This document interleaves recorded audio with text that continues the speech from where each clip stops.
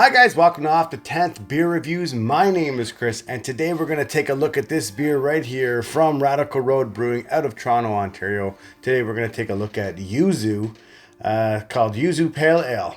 I'm excited to try this one. I haven't had this one. I don't mind Radical Road. They're hit and miss in my book, so you know what? Let's take a look at this can right here. All right, like I said, from Radical Road Brewing out of Toronto, Ontario, we're looking at Yuzu Pale Ale. It's a small batch brewed, apparently. It's coming in at 5% alcohol by volume. It's in a 473 milliliter can. 40 IBUs at the time of this review, I believe. That's what I looked at. And yeah, this one includes water, barley malt, hops, yuzu, and yeast. So yuzu. I've never had a yuzu fruit. I don't know what yuzu fruit is. I really didn't want to look up what yuzu fruit was because it's one of those things where I could look it up and read all the descriptions on what it's supposed to taste like and all that jazz. But you know what? I kind of wanted to go in maybe a little bit blind on this one and see if I actually enjoy this beer. There's a little spiel here on the side here. It says, Japanese yuzu fruit is used to create our classic style pale ale with a twist. Yuzu combined with Pacific Northeast hops, creates a bright blend of citrus flavors and bursts into life, has a smooth, subtle hop finish. So we'll see, and I just read the tasting notes, but we're gonna see if it lives up to it. So we're gonna pour this one in to this glass. This one's relatively fresh. This was brewed or canned March 31st.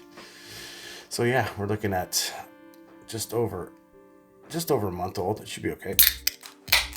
All right, at 5%, let's pour it. Let's see what we're looking at here. All right, it's a little bit hazy, nothing crazy though. And this wine glass I'm using for drinking is pretty freaking dirty. Yep, that's my fault. But you know what? I'm gonna use a wine glass today to pour my beer into. Should have washed them. Okay, so it poured off dirty, and I apologize for any sound right now. Oh, there we go. Clean that off a little bit. All right, it's cold. I pulled this right out of the fridge. I don't like having my pale ales or IPAs or India pale ales or whatever you want to call these beers. I don't usually have them warm. Poured off with about a 3-finger head on it, big soapy bubbles on it. Yeah, it looks good. It looks inviting. It's semi-filtered. It's not 100% filtered. It's coming off orange on camera. It's a little bit more yellow than what you're seeing right now, but regardless, let's take a look at this. Let's take a smell. Oh, that is a weird. Oh, the yuzu fruit smells almost lemony. Oh, this actually might be something I might actually like on this one. All right, so I don't know what that smell is. I'm assuming that's the yuzu that's coming through on this one. But it's giving me kind of a lemony kind of a scent to it. There's a little bit of a hop presence as well. Maybe more of a of a floral note on the scent. Yeah, but it doesn't smell too bad. So let's drink it. Cheers.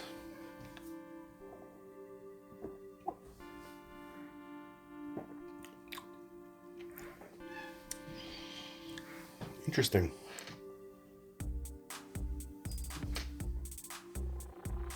Okay, let's talk about the body and mouthfeel. It's 5%. It's thin. I didn't think it was going to be any big body or anything like that. It's a straight up thin body.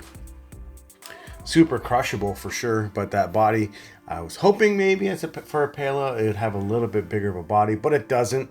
Doesn't take away from the taste, obviously, with the body, but hopes and dreams kind of wanted it to be a little bit bigger of a body, but it's not. It's thin, 5%. Can't tell, obviously. But as I'm talking, it's giving me a fucking weird aftertaste. Okay, let's talk about the actual taste on this beer. First of all, that yuzu fruit, I think that's what it is that I'm tasting right now. It must be close to a lemon or some kind of a lemon zesty kind of thing, or a fruit or whatever it is.